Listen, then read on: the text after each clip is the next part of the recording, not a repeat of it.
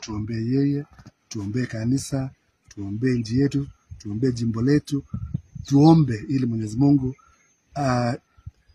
atumie nafasi hii pia ya kutuunganisha sisi zote, kwa sababu wakati tunapoomboleza Baba Mtakatifu ni wakati ambapo zote tunaguzwa na jinsi huyo Baba Mtakatifu alivyoishi, na tunakutanisha pamoja katika kuombeleza yeye. Kwa hiyo ni wakati ambapo nasema kwamba tuhifadhi hiyo umoja wetu, tufuate yale ambayo yeye mwenyewe alikuwa, yale ambayo tuliona katika maisha yake ni mafundisho kwetu, akiwa yeye ni mfuasi wa Yesu Kristo.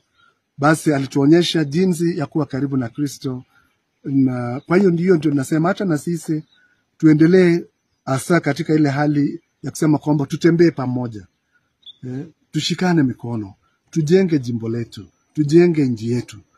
Na kwa mfano katika nchi yetu, naomba sana kwamba hata viongozi wetu watafakari na kuona maisha ya kiongozi kama Baba Mtakatifu Francis, kwa sababu yeye alikuwa kiongozi wa Katoliki zaidi ya bilioni 1.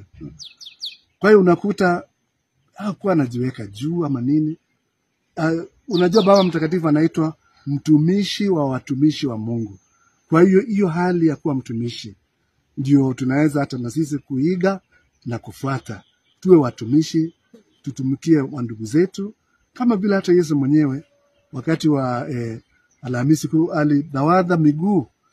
Yeye alikuwa ni Bwana, lakini alijinyenyekea na kudawata miguu ya wafuasi wake, na akasema mwende mfanye hivyo, muwe watumishi kwa ndugu zenu. Kazi yetu ni utumishi, hatuko hapa kutafuta chochote, ni utumishi. Asante.